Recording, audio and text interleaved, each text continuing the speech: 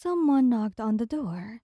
During the most peaceful night the three of you had shared in a long time, you pressed your back against the wall before you even understood why. Arms wrapped around yourself, unable to feel your hands. And when Ijira turned to smile at you, that smile disappeared the moment he saw your face. Katsuki got rid of him in under a minute. No sparks, no explosions, just something colder than that. But when he reached for your arm after, you flinched away from him like he was something to be afraid of. And the look on his face when he realized what that meant changed everything about the rest of the night. The three of you were having a good evening. Katsuki had made dinner. Nothing elaborate, just katsudon. But he'd made it without being asked, which meant he was in a soft mood, the kind he only let himself sink into when it was the two of you together. Ijiro had been stretched across the couch with his head in your lap, talking about some nonsense that happened during training, and you'd been running your fingers through his red hair while Katsuki called him an idiot from the kitchen. It was comfortable. It was yours. And then the knock came. You weren't the one closest to the door. Ijiro got up, still laughing at himself, still warm from the evening. He heard him open it, heard a voice you hadn't heard in 4 years, and something in your body reacted before your mind could catch up. You stood. Ijiro turned to look at you with a smile already forming. Hey, someone's here for you. But it died when he saw your face. He didn't move toward the door. You moved away from it, back pressed to the far wall of the living room, like you were trying to disappear into it. Your arms wrapped around yourself. You couldn't feel your hands. Hey. The voice came from the doorway. Male. Casual. Like nothing. Long time, huh? Heard you were doing hero work now. Thought I'd drop by. Katsuki walked out of the kitchen drying his hands on a dish towel and took in the scene in about half a second. You against the wall, white-knuckled, not breathing right, and some guy in the doorway he'd never seen before. Who the hell are you? Katsuki said. Old friend, the man said, smiling at you over Katsuki's shoulder. Right? You said nothing. You were looking at the floor. Hey. Katsuki stepped into your line of sight, blocking him. His voice dropped, not soft exactly, but aimed at you. You know this guy. You nodded, barely. Do you want him here? The pause lasted too long. Katsuki turned back around. Get out. Whoa, I said, get out. No explosions, no sparks. Something way colder than that. You've got about 3 seconds before that changes. From a request to a problem. Your call. The man looked past him at you one more time. Something unreadable in his expression. Amusement, maybe, or an old kind of ownership. And then he left.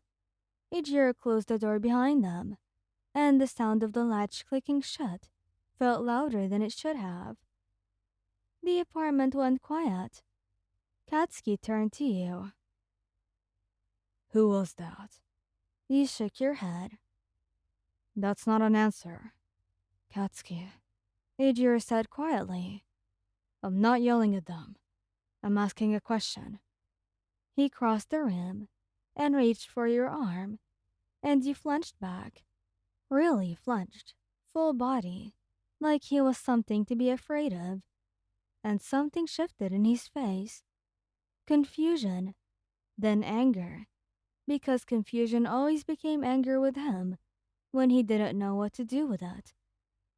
What the? Don't. Your voice came out then. Please, just don't touch me right now. The words landed strangely on him. You've never said that to him before.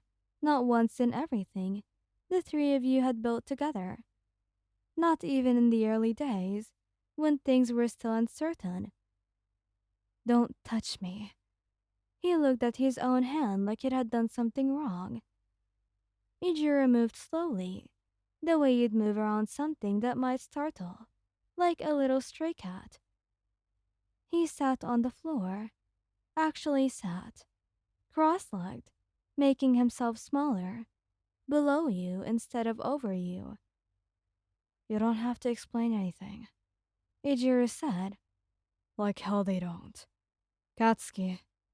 Ijiro looked up at him, and whatever was in his face made Katsuki stop. Sit down. A long moment.